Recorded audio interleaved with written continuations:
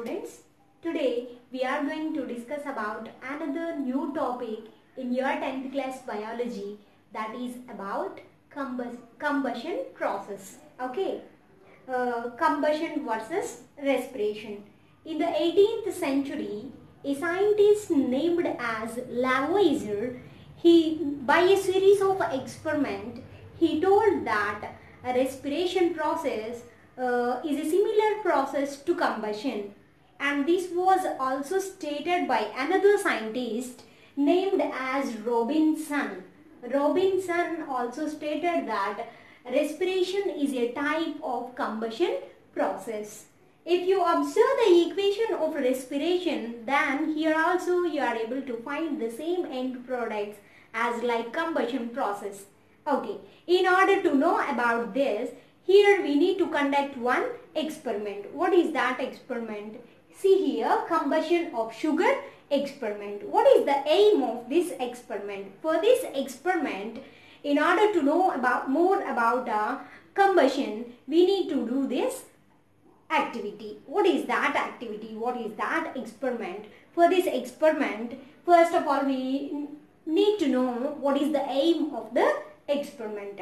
The main aim of this experiment is to find or to observe, is to find changes in the combustion process, to find what are the end products of the combustion process. It is the aim, okay, to find end products of the combustion process.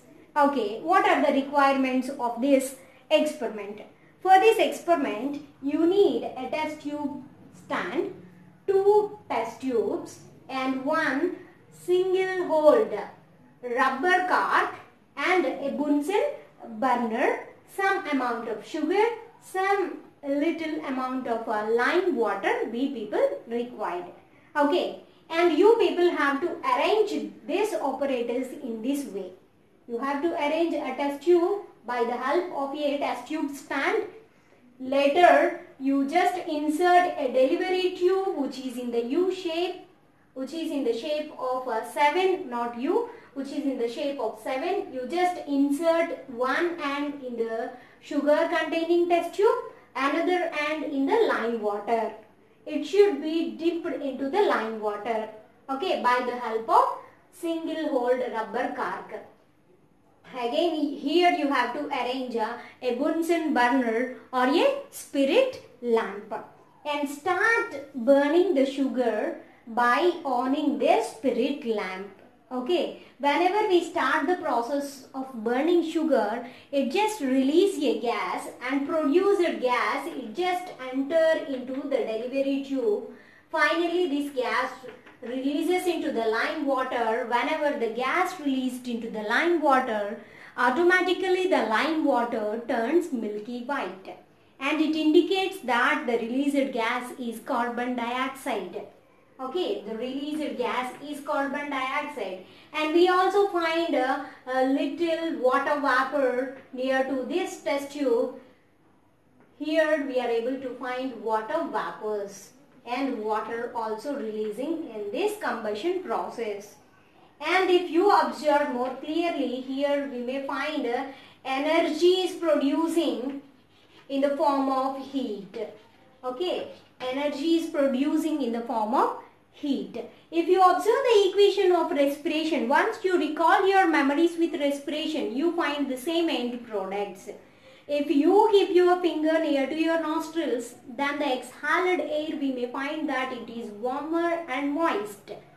It indicates that in the exhaled air, some amount of heat is releasing. It may contain water vapor.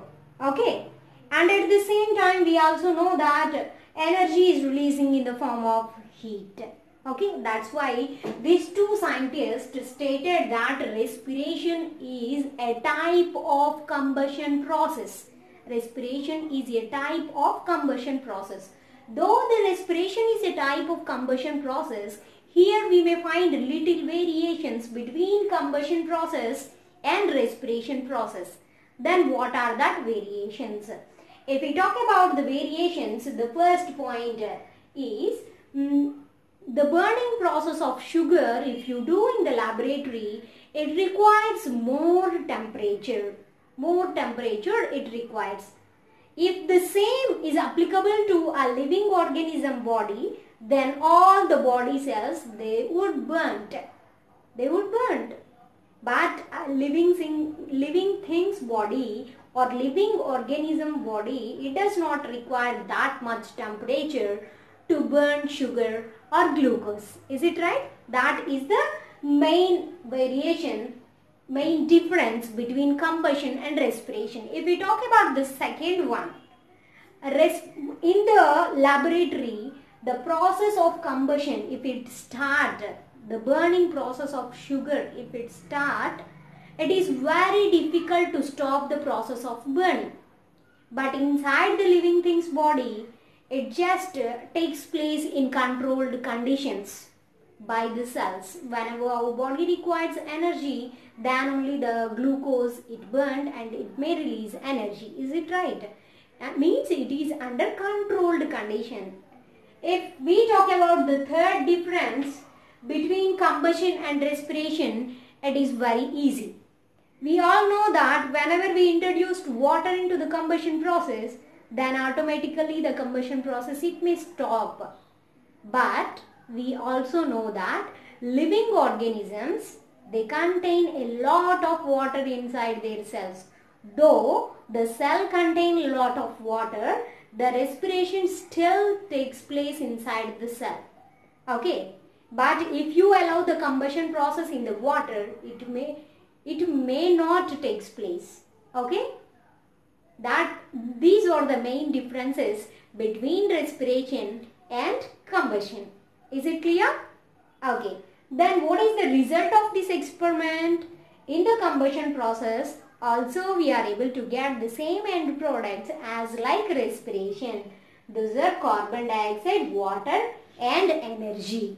Okay. Then it is very important to discuss about heat production by living organisms. Does the living organisms capable to produce heat? Are they able to produce heat? Yes.